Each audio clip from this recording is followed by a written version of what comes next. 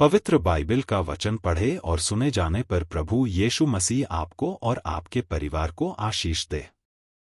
पवित्र बाइबल रूत की पुस्तक का 2 अध्याय वचन 1 से 23 यह कहता है। वचन 1, नाओमी के पति एलीमेलेक के कुल में उसका एक बड़ा धनी कुटुंबी था जिसका नाम बोअज था। वचन 2, और मोआबिन रूत ने नाओमी से कहा, मुझे किसी खेत में जाने दे कि जो मुझ पर अनुग्रह की दृष्टि करे, उसके पीछे पीछे मैं सिला बीनती जाऊं। उसने कहा, चली जा बेटी। वचन 3, सो वह जाकर एक खेत में लवने वालों के पीछे बीनने लगी, और जिस खेत में वह संयोग से गई थी वह एलीमेलेक के कुटुंबी बोअज का था। वचन 4, और बोअज बेतलहम से आकर लवने वालों से कहने लगा, यहोवा तुम्हारे संग रहे, और वे उससे बोले, यहोवा तुझे आशीष दे। वचन 5, तब बोअज ने अपने उस सेवक से जो लवने वालों के ऊपर ठहराया गया था पूछा, वह किसकी कन्या है? वचन 6, जो सेवक लवने वालों के ऊपर ठहराया गया था उसने उत्तर दिया, वह मोआबिन कन्या है जो नाओमी के संग मोआब देश से लौट आई है। वचन 7, उसने कहा था, मुझे लवने वालों के पीछे पीछे पूलों के बीच बीनने और बालें बटोरने दे।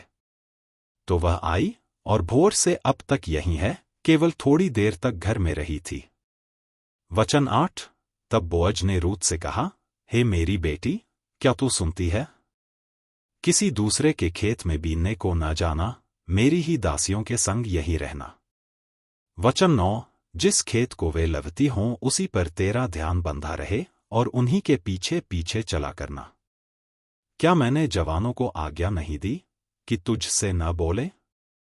और जब जब तुझे प्यास लगे तब तब तू बर्तनों के पास जाकर जवानों का भरा हुआ पानी पीना। वचन 10, तब वह भूमि तक झुककर मुंह के बल गिरी और उससे कहने लगी, क्या कारण है कि तूने मुझ परदेशिन पर अनुग्रह की दृष्टि करके मेरी सुधि ली है?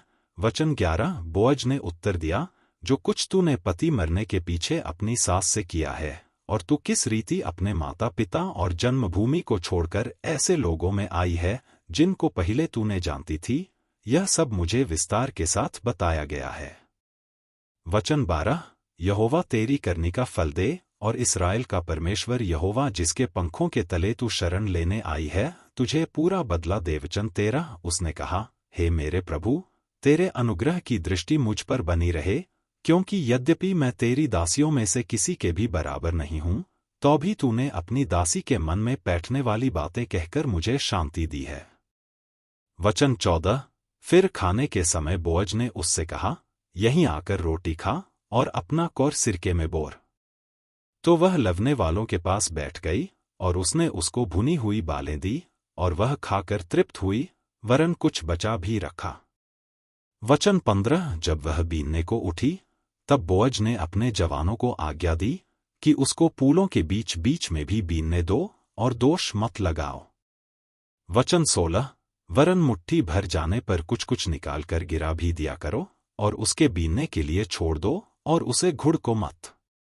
वचन 17, सो वह सांझ तक खेत में बीनती रही, तब जो कुछ बीन चुकी उसे फटका, और वह कोई एपा भर जौ निकला।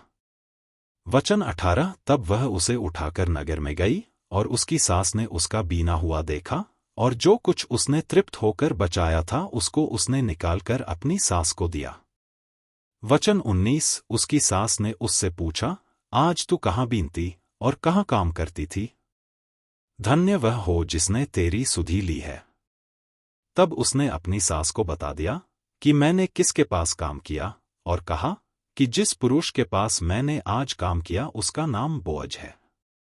वचन 20, नाओमी ने अपनी बहू से कहा, वह यहोवा की ओर से आशीष पाए, क्योंकि उसने न तो जीवित पर से और न मरे हुओं पर से अपनी करुणा हटाई। फिर नाओमी ने उससे कहा, वह पुरुष तो हमारा कुटुंबी है, वरन उनमें से है जिनको हमारी भूमि छुड़ाने का अधिकार है। वचन 21, फिर रूत मोआबिन बोली, उसने मुझसे यह भी कहा कि जब तक मेरे सेवक मेरी कटनी पूरी न कर चुके तब तक उन्हीं के संग संग लगी रह। वचन 22, नाओमी ने अपनी बहू रूत से कहा, मेरी बेटी, यह अच्छा भी है कि तू उसी की दासियों के साथ साथ जाया करे, और वे तुझको दूसरे के खेत में न मिले। वचन 23। इसलिए रूत जौ और गेहूं दोनों की कटनी के अंत तक बीनने के लिए बोअज की दासियों के साथ साथ लगी रही और अपनी सास के यहाँ रहती थी। यदि आप विश्वास करते हैं तो यह वचन सभी विश्वासियों को भेजें और इस चैनल को प्रभु यीशु मसीह के नाम से सब्सक्राइब करें और आशीष प्राप्त करें। धन्यवाद।